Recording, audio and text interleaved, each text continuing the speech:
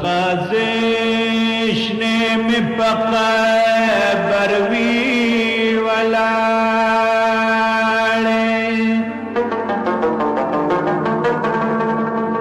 کہ غلام مڑم رازے تو کے پلاڑے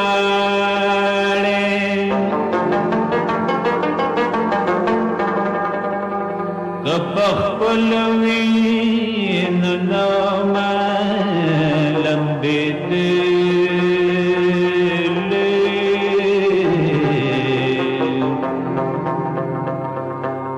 امام پلتوے دجمات غاڑے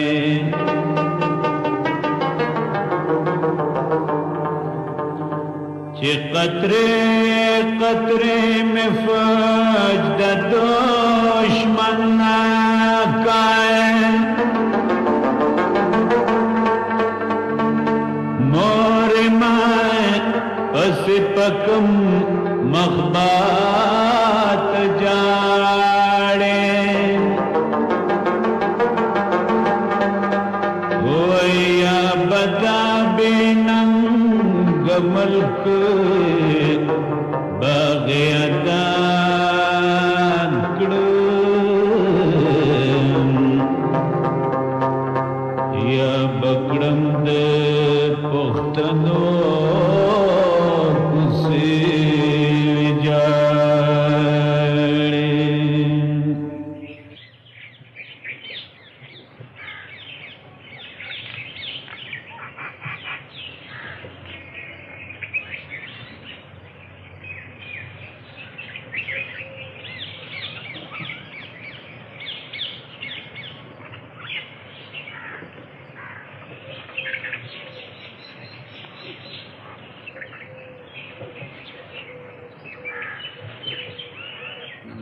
بادشاہ خان نے ایک اسکول بنایا تھا ہمارے گاؤں میں، آزاد اسلام ہائی اسکول اس کا نام تھا۔ ایک خان نے اپنا گھر دیا تھا، اسی میں ہم اسی کو اسکول بنا دیا، اس میں ہم پڑھتے تھے اور سب بس یہ دینی تعلیم کر رہے تھے۔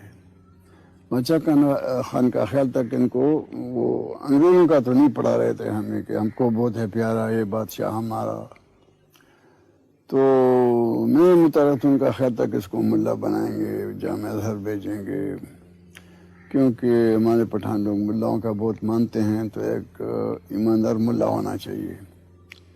وہ پھر میں ان کے ساتھ 8-9 سال پڑھتا رہا، یہی قرآن اور حدیث اور بخاری اور مسلم اور مشکات یہ سب پڑھا ہے۔ پھر صرف اور نحو کہ وہ گردان اب تک مجھے یاد ہیں۔ تو پھر جب بچہ ثقف کا بغاوت ہو گیا تو ہمیں پتہ لگ گیا کہ اس کا جو آرگنائزر تھا وہ ملا شوربازار تھا، اور اس کے ایجنٹ جو تھے وہ سب ملا تھے، تو ہمارے علاقے میں ملاؤں کے برخلاف بہت سخت نفرت پھیل گئی، کیونکہ ملا یہاں بہت پاپولر تھا۔ تو پھر بابا نے کہا کہ اس کو ملا نہیں بنائیں گے، اور میں نے بھی وہاں یہاں سے میٹریکولیشن کر کے جامعہ ملیہ، یہاں کا کوئی کالج ہمیں ایکسیپٹ نہیں کر رہا تھا، انڈر کنیکٹ اسکول تھا ہمارا، نہیں تو اسلامی کالج میں جانے کی کوشش کی، نہیں چھوڑا انہوں نے، کہیں بھی نہیں چھوڑا۔ تو پھر وہ جامعہ ملیہ کے ساتھ الحاق ہو گیا ہمارے اسکول کا دلی میں، وہ مولانا محمد علی اور شوکت علی اور ڈاکٹر ذاکر حسین اور وہ سب، وہ اس کے فاؤنڈر تھے کی مجمل خان، ڈاکٹر انصاری۔ تو ذاکر حسین ہمارے پرنسپل تھے وہاں کے، وہ بھی ایسا ہی 1-2 ٹوٹے ہوئے بنگلے تھے خلول باغ میں، اس میں ہم لوگ رہتے تھے اور وہاں پڑھتے تھے۔ پھر وہاں 1 سال وہاں گزارا، پھر لڑائی جب چھڑ گئی یہاں افغانستان میں تو بابا نے مجھے وہاں سے بلا کر کے ادھر میڈیکل مشن میں آفر کر دیا۔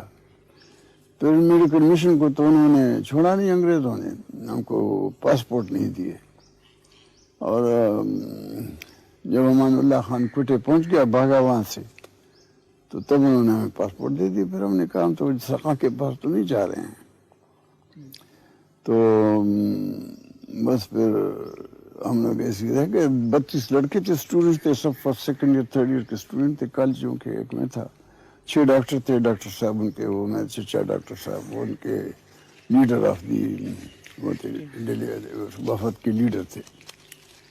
تو بس وہاں سے پھر انہوں نے سیدھا مجھے انگلینڈ بھیج دیا اور انڈیا آفس والوں کو لکھ دیا کہ اس کو کسی اچھے انگریز کے گھر میں اس کو ٹیوٹر کے پاس رکھو تاکہ وہاں کہ جو انگریزوں کے اچھے خوبیاں ہیں یہ وہ سیکھے. ایسا نہ ہو کہ لنڈن میں وہ شاپگر کے ساتھ ادھر ادھر پھرے اور پھر بولے کہ بس یہ انگریزی تہذیب ہے. تو وہاں کا ایک وکر تھا, وکر آف انگلش, وکھم اس کا نام تھا, بہت پرانا خاندان تھا. اس کے دادا نے کیمبرج میں ایک کالج بھی بنایا ہے, وکھمسٹ کالج اس کو بولتے ہیں. تو اس کے ساتھ میں کوئی 1.5 سال رہا. پھر امریکہ کے ایک یونیورسٹی میں مجھے وہ حماد عثمانی کے ہیڈ ماسٹر صاحب کے ہاتھ کے لکھے ہوئے میٹرک کے سرٹیفکیٹ پر انہوں نے مجھے وہاں وہ دے دیا, اجازت دے دی, ایکسیپٹ کر دیا مجھے. اور انہوں نے بار کا خیال تھا کہ یہ جو اتنے را مٹیریلز ہیں ہمارے, ان کو کنورٹ کرنے کے لیے ہم یہاں کارخانے بنائیں. تو مجھے کہا تم جاؤ چینی بنانے کا طریقہ سیکھو, کیونکہ یہ ہمارا سب گڑ مڑ انگریز لے جاتے ہیں اور پھر اس کو چینی بنا کر کے تو ہم کو مہنگا بیچتے ہیں. میرا ایک کزن تھا, اس کو ٹینری کے لیے بھیجا مدراس. ایسی سب کو ایک انجینئرنگ کے لیے بھیجا. پتہ ان کو نہیں تھا کہ شوگر فیکٹری کو خرچ کتنا ہوتا ہے اور کیا بلا ہے, کسی نے شوگر فیکٹری دیکھی بھی نہیں تھی. تو پھر میں وہاں سے میوزیم میں چلا گیا. ساؤتھ آف نارتھ انڈیا آخری ریاست ہے وہ, اور ان دنوں میں ادھر کلر بار تھا بہت سخت حبشیوں کے برخلاف. وہ الگ ان کے کالج تھے, الگ ان کی دکانیں تھیں, الگ ان کی تھیٹر تھے, الگ ان کی ٹیکسیاں تھیں, ریل گاڑیوں میں ان کے الگ ڈبے ہوا کرتے تھے. خیر ہمیں تو وہ حبشوں میں استعمال نہیں سمجھتے تھے, کیونکہ ان دنوں میں بھی شکل ایسا اتنا جلایا نہیں تھا سورج نے. تو اور جو مدراسی لڑکے تھے وہاں, ان کو پرنسپل نے بولا کہ تم پگڑیاں پہنو, تو ہم کو ان لوگوں کو ایسٹ انڈین بولتے تھے. تو وہاں میرا 3-4 سال رہا. پھر یہ ہماری جائیداد ضبط ہو گئی اور میرے باپ اور چچا سب خاندان جیل میں چلے گئے. پھر وہاں 7-8 مہینے میں بالکل ایسی رہا, نہ خط آیا گھر سے, نہ پیسے آئے, نہ کچھ آیا. مگر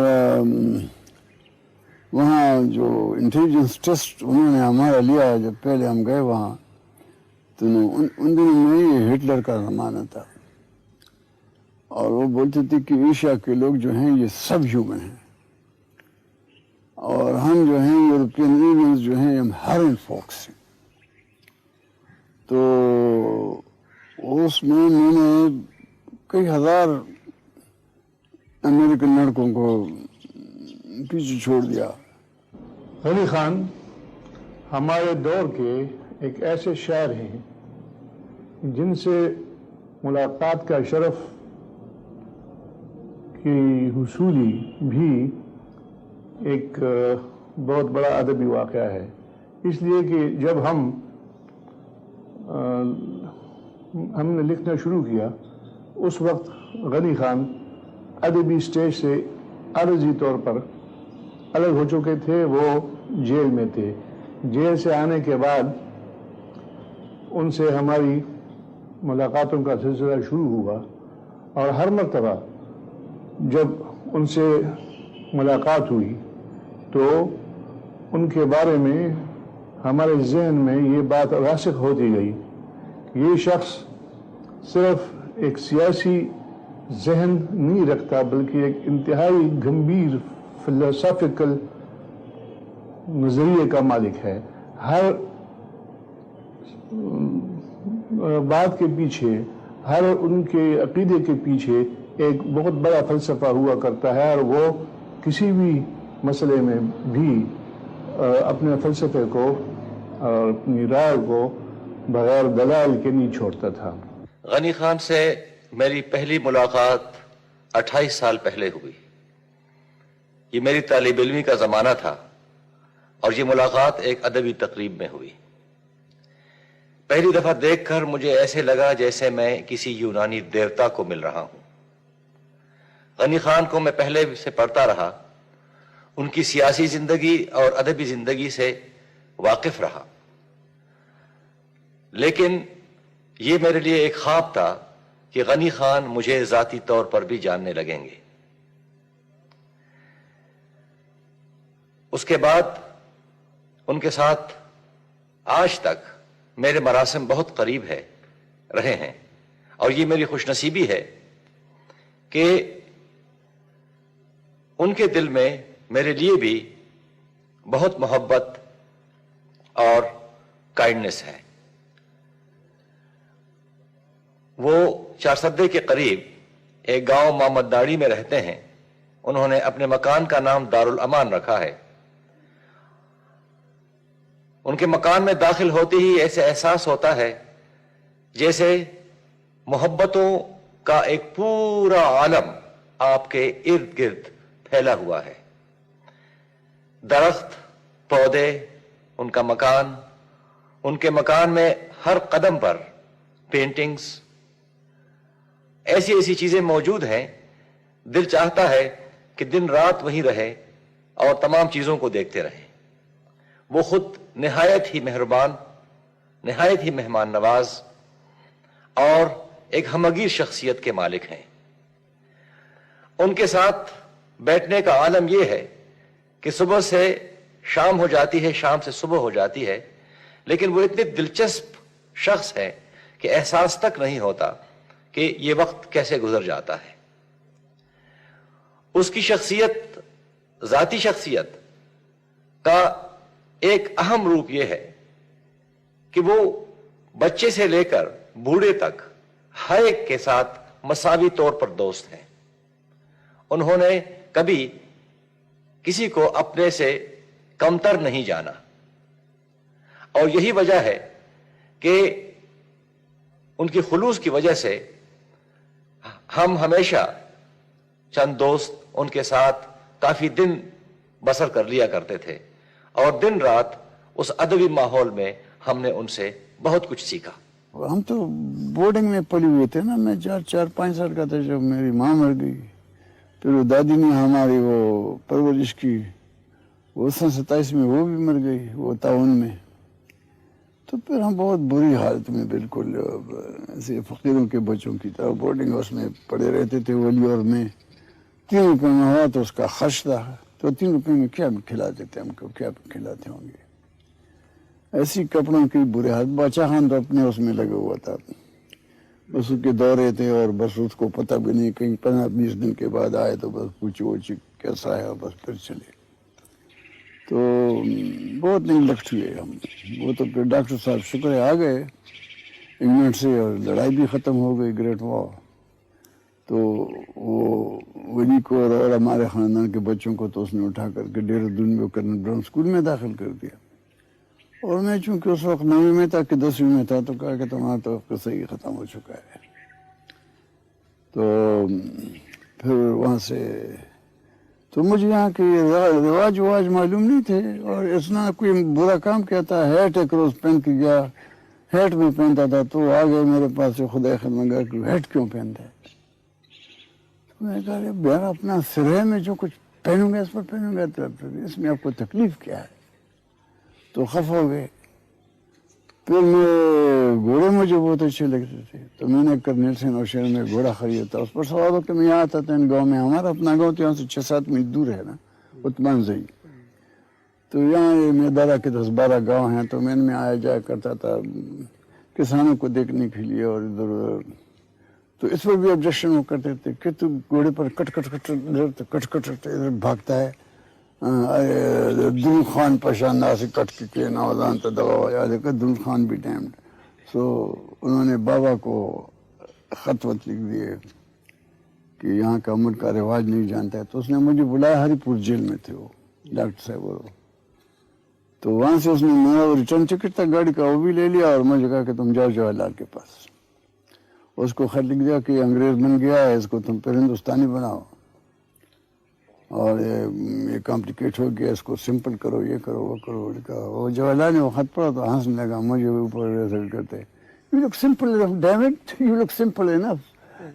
میں نے کہا تو میں اس کے ساتھ 1 سال تقریباً رہا وہاں آنند بھون میں۔ یہ اندرا گاندھی چھوٹی 3 دنوں میں 14-15 سال کی تھی۔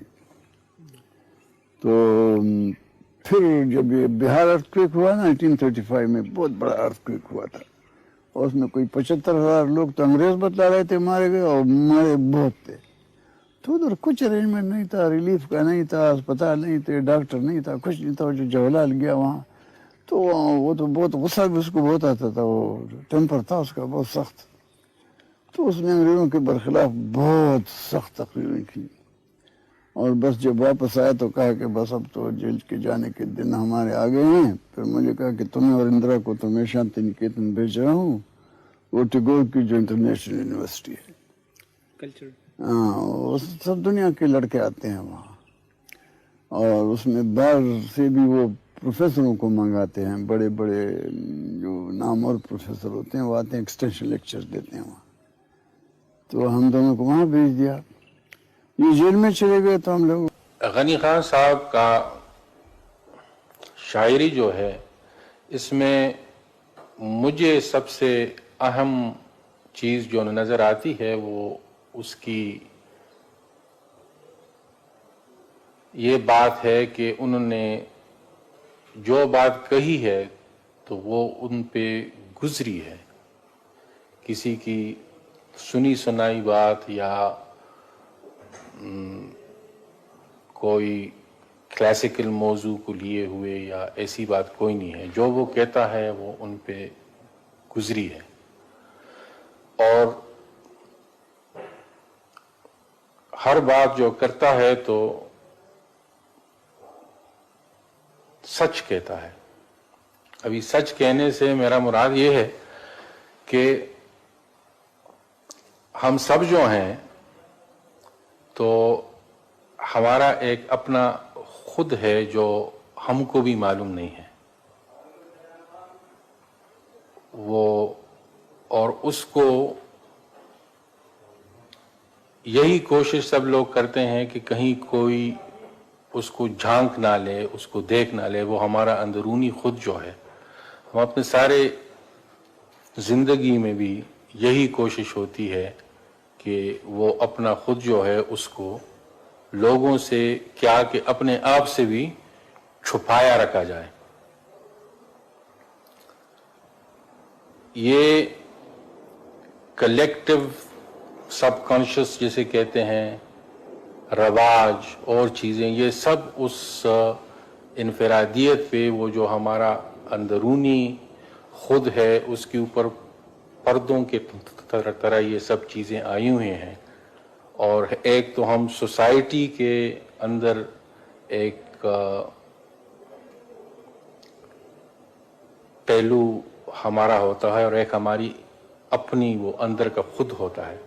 غنی خان صاحب کا سب سے بڑی بات یہ ہے کہ وہ کوشش کرتا ہے کہ اس اندرونی خود کو جان لیں، اور نہ صرف خود جانے لیکن لوگوں کو بھی دکھائیں کہ یہ میں کیا چیز ہوں.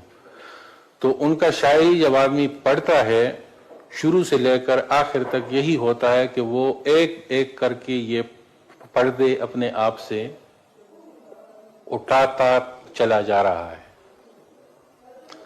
تو اس میں جیسے جیسے پردے ہٹتے جاتے ہیں اور ہم ان کو پہچانتے ہیں تو ان میں اپنے آپ کو بھی کہیں کہیں ہم دیکھ لیتے ہیں، کیونکہ ہم بھی اسی معاشرے کے لوگ ہیں. تو وہ آپ کو جو اس میں دیکھتے ہیں تو اسی وجہ سے ہم لوگ ان کے شاعری سے بطور اور شاعروں کے شاعری سے، ان کی شاعری سے زیادہ ان کا شاعری ہم پہ زیادہ اثر کرتا ہے، کیونکہ وہ ہمارے نزدیک ہو جاتے ہیں. ہم اپنے خود کو ان کے خود میں دیکھتے ہیں.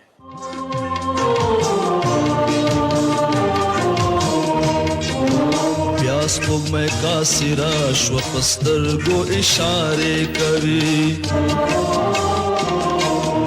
گلین و مستا شرم شرم کے نخرے کری. ہر خواہ مینا مینا دا شیرینا دا رنگینا دا، رنگ حسن یو شو مس شو خاندی مسخری کبھی.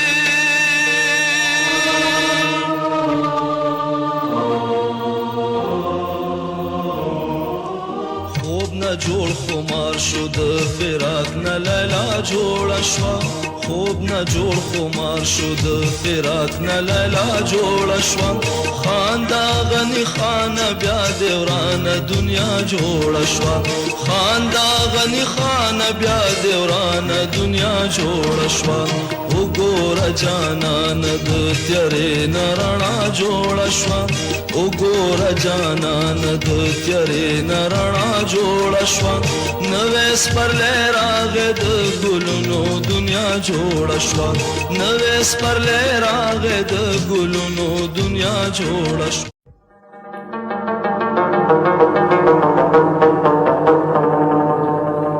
خازش نے میں پقبر وی ولاڑے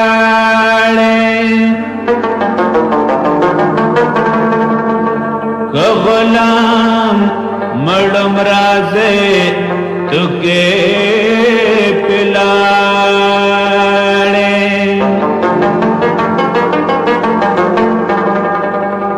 کہ پخپلوی نما لمبے دل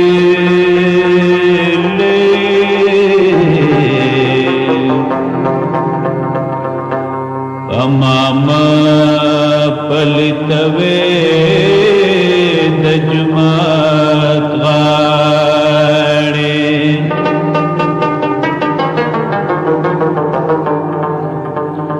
چی قطرے قطرے میں فجد دشمن ناکائن مور مائن پس پکم مخبات جاڑے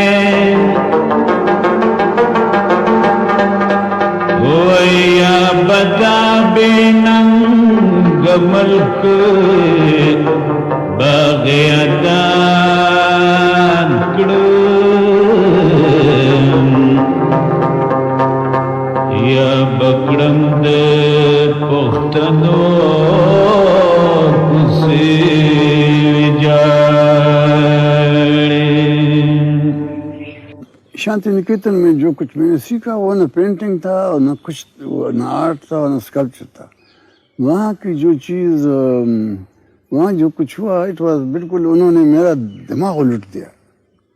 ہم لوگ ان دنوں میں اب بھی ایک خاص حد تک جو لوگ جاتے ہیں وہاں یورپ اور امریکہ میں پڑھ کے آتے ہیں، ایک تو ایک چھوٹی عمر میں جایا کرتے تھے، بہت امپریشنسٹ ہوتے آدمی، اور پھر ان کے وہ سب وہ محلات اور ان کا وہ تہذیب اور تمدن دیکھ کر کے تو بہت سخت انفیریٹی کمپلیکس ہمیں آ جاتا تھا سب میں، اور وہ مجھ میں بھی تھا.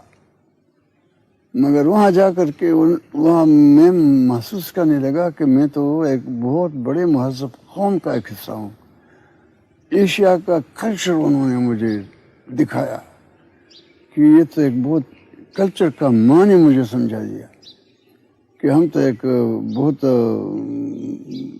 پرانی ہسٹری ہماری، ہمارے ملک نے جو گلوریس دن گزارے تھے، جو میتھمیٹکس میں اور ان چیزوں میں ترقی کی تھی، یہ وہیں جا کر کے میں نے سنا کہ دنیا کا سب سے بڑا گرامیرین یہاں یہ سوابی کا رہنے والا تھا، پانینی، تو جس نے گرامر کو ایجاد کیا ہے. تو اس سے بالکل میرا سب نظریہ بدل گیا زندگی کے متعلق، یورپ کے متعلق، اور وہ جو خوفزدہ ہو گیا تھا میں یورپ کی تہذیب سے، وہ سب خوف میرے دل سے نکل گیا، اور میں اپنے قوم کا اور اپنے تہذیب کا اور اپنے ملک کا دل سے ان کی محبت میرے دل میں آ گئی اور ان کی عزت میں کرنے لگا. تو یہی شانتی نکیتن کا سب سے بڑا تحفہ تھا. اور تو اتنے دن میں نے وہاں نہیں گزارے کہ میں وہاں کچھ سیکھتا، وہ تو نہ کوئی خاص آرٹ کلاس میں بھی میں نہیں تھا، یوں ہی کھیلتا ویلتا تھا. وہ ہمارا ٹیوٹر تھا، اس نے آ کے دیکھا وہ مٹھی میں تو بولا کہ بہت امپیشنٹ ہو تم.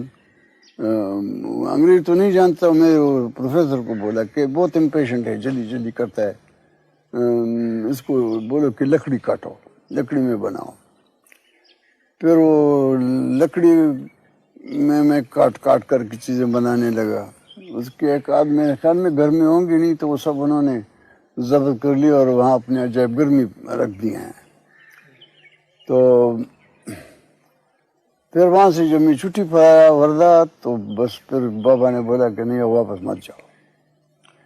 پھر جب ہمارے گاندھی جی نے ہمارے پرنسپل کو لکھ دیا کہ غنی نہیں آئے گا تو وہ آ گیا وردہ وہاں اور گاندھی جی کو کہا کہ دیکھو ایسا لڑکا ہمیں 50 سال میں نہیں ملا ہے, یہ بہت گفٹڈ ہے, معلوم نہیں کہاں سے اس میں آ گیا ہے, مگر معلوم ہوتا ہے کہ پرانے وہ گندھارا آرٹ کا کوئی آرٹسٹ کا روح اس میں گھس گیا ہے اور اس کو آپ نہ نکالے یہاں سے اور یہ بہت بڑا آرٹسٹ بن جائے گا اور یہ ہوگا. بادشاہ خان بولتے ہیں کیا آرٹسٹ بن گیا تو کیا ہو گیا, اگر اس نے کاغذ پر دنیا میں کچھ فرق پڑ جائے گا. جہاں تک غنی خان صاحب کے آرٹسٹری کا سوال ہے تو جہاں شاعری میں انہوں نے ہر فارم میں لکھا ہے اور ہر قسم کی چیز پہ بحث کی ہے تو اتنا ہی انہوں نے اپنے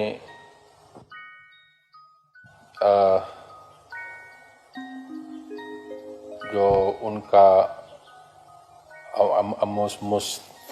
مصوری ہے تو اس کو وہ فیلڈ اتنا ہی کم کیا ہے, بہت اس کو محدود کیا ہے, اور وہ اپنا سب اظہار خیالات جو کرتے ہیں اس فارم میں تو وہ اکثر انسانی صورت میں اس کو دکھاتے ہیں. اسی لیے میرے نزدیک تو اگر ان پہ کوئی لیبل لگا سکتا ہے آدمی تو یہی کہیں گے کہ وہ ایک پورٹریٹ پینٹر ہیں, لیکن اور پورٹریٹ پینٹر سے بہت فرق ہے ان میں. وہ فرق ایسے ہے کہ پورٹریٹ پینٹنگ میں تو اکثر کوشش یہی ہوتا ہے کہ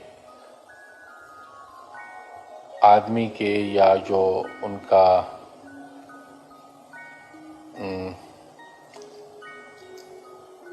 سبجیکٹ جو ہوتا ہے تو اس کے فیچرز پہ زیادہ زور ڈالا جاتا ہے کہ وہ اور لوگ بھی انہیں پہچان سکے کہ یہ فلانا آدمی ہے. ہماری پہچان ہوتی ہی ہماری منہ سے ہوتا ہے, صورت سے ہوتا ہے. غنی خان صاحب کے پورٹریٹ پینٹنگ میں یہ بات نہیں ہے. بعض اوقات تو کوئی تیسرا آدمی ان کا پورٹریٹ پہچان بھی نہیں سکتے ہیں کہ یہ فلانے کا پورٹریٹ ہے, لیکن جس کا پورٹریٹ بناتا ہے تو وہ خود کو ضرور اس میں پہچانتا ہے. وہ خود نہیں جو اور لوگ اس کو دیکھتے ہیں, لیکن جیسے اس کی شاعری میں اس کا کوشش یہ ہوتا ہے کہ وہ اندرونی خود جو ہے وہ دکھانے کی کوشش کرتے ہیں, تو ایسے ہی ان کی پینٹنگ میں کوشش یہی ہوتا ہے کہ وہ سبجیکٹ کی اندرونی خود یا پرسنالٹی جسے کہتے ہیں وہ میں دکھا سکوں. اس کو چھوڑ کر کے میں یہاں آ گیا. یہ مل میں نے بنایا تخت بھائی میں, ایک چیک انجینئر تھا اور میں تھا, یہ دونوں ہم نے مل کے بنایا تھے. پھر سن 45 میں قیوم کا ٹرم ختم ہو گیا سینٹرل اسمبلی کا, اور ان دنوں میں ایسے حالات تھے کہ جناح صاحب نے کلیم کیا تھا کہ میں سب مسلمانوں کا واحد نمائندہ ہوں. اب یہ صوبہ تو 98% مسلمانوں کا تھا اور اس کا ایک الیکٹڈ ریپرزینٹیٹیو تھا, تو اگر وہ ان کے ہاتھ آ جاتا تو پھر ان کا کلیم بالکل 100% کریکٹ تھا. تو اس ڈر کے مارے کہ ایسا نہ ہو کہ کسی اور کو ہم بھیجیں اور وہ کہیں یا بک جائے یا اور کسی طرح سے راضی ہو جائے, تو میرے جتنے دوست یہاں پشاور میں یہ انگلینڈ ریٹرنڈ اور یہ بیوروکریٹس وغیرہ ایجوکیٹڈ لوگ, انہوں نے بابا کو جا کے بولا کہ ہم تو غنی کو بھیجیں گے, کیونکہ دوسرا آدمی ہمیں یقین نہیں ہے کہ وہ رک جائے گا ادھر. تو اس نے کہا کہ نہیں میں اس کو نہیں بیچتا ہوں، آپ بیچتے ہیں تو بیچ دو۔ خیر انہوں نے کہا جی ہم بیچتے ہیں، آپ بے فکر رہے ہیں۔ تو بس پھر انہوں نے مجھے لے گئے اور میں نے وہاں اپنے آپ کو کینڈیڈیٹ ڈکلیئر کیا، اور پھر میرے برخلاف مسلم لیگ نے پھر ہندو مہاسبھا اور خاکسانوں کے ساتھ مل کر کے ایک آدمی کھڑا کر دیا، وہ ہری پور کا تھا، اسیر فرنگ، کیا نام ہے اس کا، جب نام تھا، وہ روس بھاگا ہوا تھا اور پھر وہاں سے آیا تو یہاں جیل میں گیا۔ تو بس وہ الیکشن میں جیت گیا، پھر وہاں سے میں چلا گیا بمبئی، دلی، اور دلی میں تھا میں پارٹیشن تک وہاں رہا۔ پارٹیشن کے بعد ادھر آ گئے تو یہاں قیوم خان نے بس اندر کر دیا، نہ کیس نہ گواہ نہ مقدمہ نہ کچھ، بس ادھر ہم بیٹھی ہوئی تھی، پولیس آ کے لے گئی اور بس ہمارے گھر کو لوٹ دیا، جائیداد کو ضبط کر لیا۔ حالانکہ سیکشن 40 میں ہم کو گرفتار کیا تھا، اس میں جائیداد کی ضبطی اور اس کا کچھ سوال ہی نہیں اٹھتا ہے، نہیں ہے اس میں، اور گھر کو تیسے خالی کر دیا کہ ایک چارپائی بھی نہیں چھوڑی کہ جس میں کوئی چوکیدار بیٹھ جائے، اور میرے دیکھانے کو بولا کہ چوکیدار بھی تم کرو گے اس کے، انہوں نے کہا اس میں ہے کیا جس کی ہم چوکیداری کریں، خالی کمرے ہیں اب۔ تو جیل میں 6-7 سال، تو 6 سال رہا جیل میں، سب یہ پشاور کے جیل، اور یہ ہری پور میں رہا کئی سال، حیدرآباد سندھ میں 1 سال رہا، وہ تو بالکل جہنم تھا۔ اور اس کے بعد انہوں نے مجھے پھر وہاں سے نکال کر کے تو مجھے انٹرن کرتے تھے کہیں ادھر ادھر۔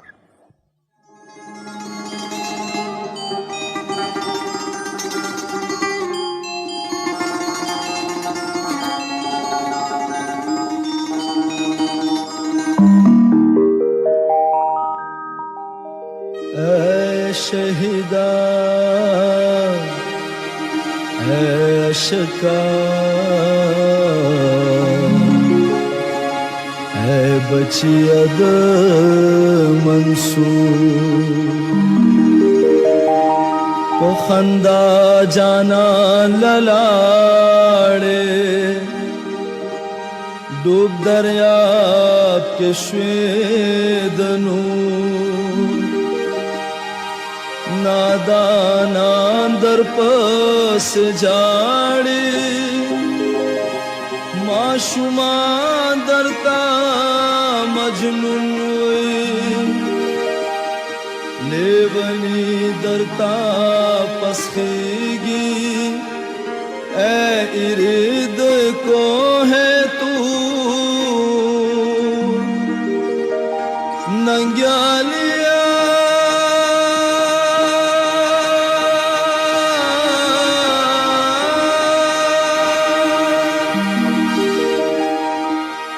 ننگیالیا سرد ورک دیار پو کے دل گے کر اس گورا مستستر گے کل ڈکے د سرو مارا وڑے تالن دی دسرو گلو امیلونا، مارا وڑے تالن دی دسرو گلو امیلونا، د جنت بلبلان سکی د دنیا د باغ گلونا، د جنت بلبلان سکی د دنیا د باغ گلونا، مارا وڑے تالن دی دسرو گلو امیلونا، مارا وڑے تالن دی دسرو گلو امیلونا، تاکڑ خپلے سترګې خاورې چې زما پشي روخانه، تا کیسه زما د درد بريوڑا ترسمانا استاد بن ساس کے چتا تو اکڑ دو ارمانا ما تسریلی بھی بلیگی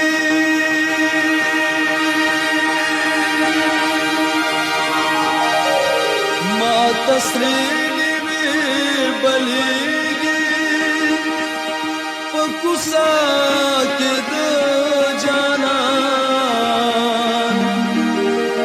د دنیا تاج نظر شاه استاد بخت استاد شانا د لیلا په زنګون پروت د مجنون سره گریوانا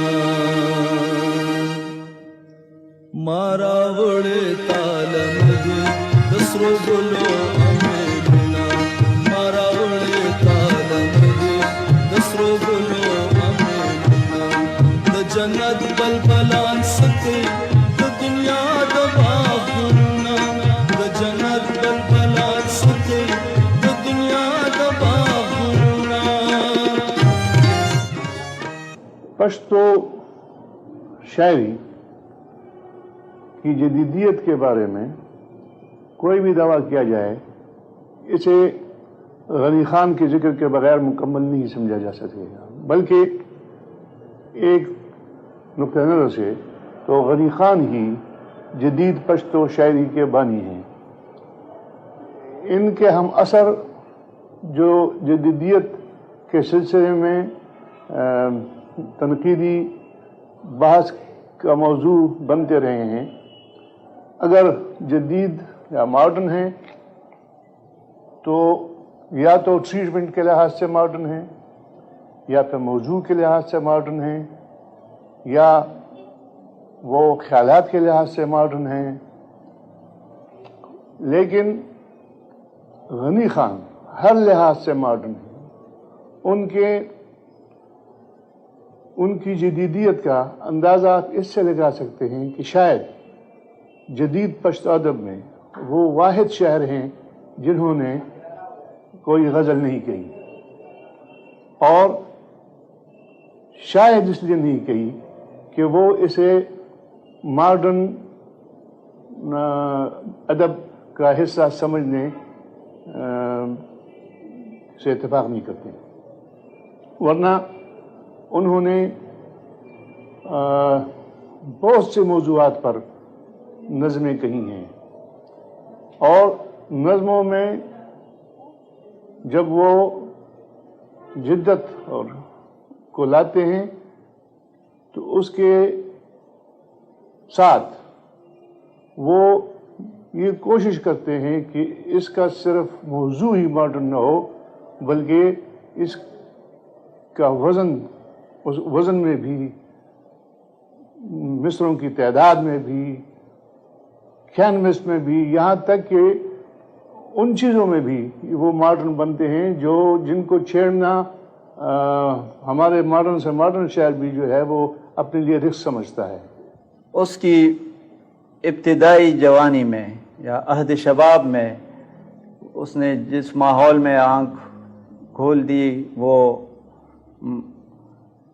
آزادی کے تحریکوں کا زمانہ تھا، اور جس خاندان سے وہ منسلک تھے انہوں نے بھی عملاً جنگ آزادی میں بھرپور حصہ لیا، اور غنی خان بھی اسی تحریک میں عملی طور پر شامل ہوئی، اور اس کا اثر اس کی شاعری میں بھی موجود ہے. یہی وجہ ہے کہ غنی خان کی ابتدائی دور کی شاعری یا بحیثیت شاعر جب وہ متعارف ہوئی تو وہ پشتون قوم میں بحیثیت ایک انقلابی شاعر کی وہ اس کی پہچان ہوئی. اس کی شاعری میں زندگی سے محبت اور زندگی کے اقدار کے ساتھ محبت اور ان اقدار کی پاسداری ہر جگہ موجود ہے. آزادی کا حامی، انسان کے ساتھ محبت کا رشتہ، انسان اور خدا کے درمیان محبت کا رشتہ، ان تمام رشتوں کو غنی خان نے محبت پہ استوار کیا ہے۔ ان کی شاعری میں حسن، جمال، جلال، نور، روشنی، اس طرح کی علامتیں بار بار ملتی ہیں۔ غنی خان شعر و فن کے میدان میں ایک آزاد راستے کا مسافر ہے۔ ان کے ہاں جدت ہے، ان کے موضوعات تاریخی، اصلاحی، معاشرتی، افادی، انقلابی اور تاریخی ہیں۔ وہ معاشرے میں ایسے کرداروں کی سخت مذمت کرتے ہیں، ان سے نفرت کرتے ہیں جو معاشرے کے امن سکون کو یا اس کے حسن اور نور کو ضائع کرتے ہیں۔ شاعری کے ساتھ ساتھ انہوں نے نثر کو بھی اپنی کوششوں کا موضوع بنایا ہے، اور اگرچہ انہوں نے زیادہ نثر لکھنے کی وہ نہیں کی،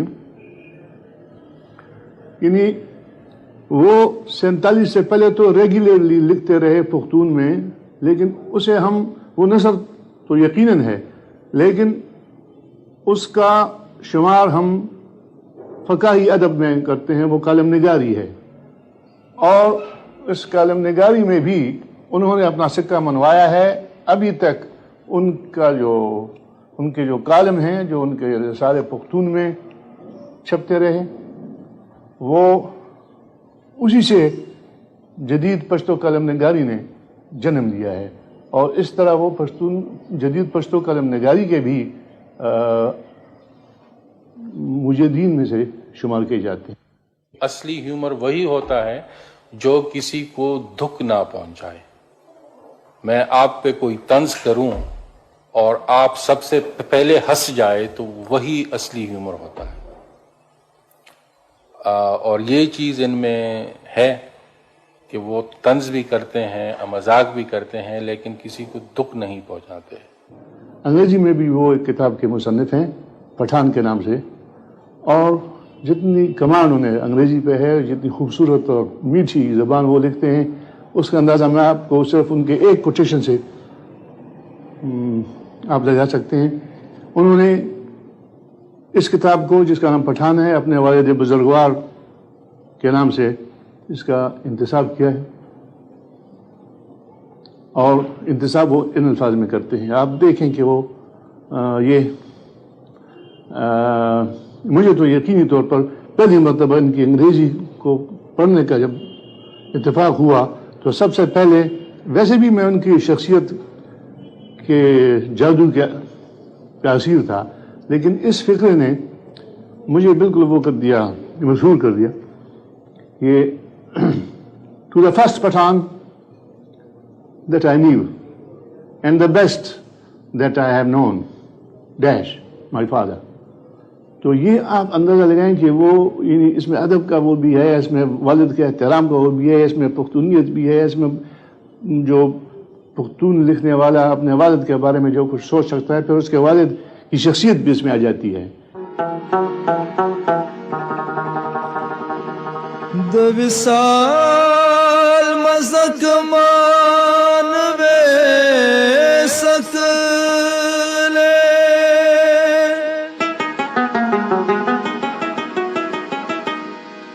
پفراق بطر ازالا وم خوشالا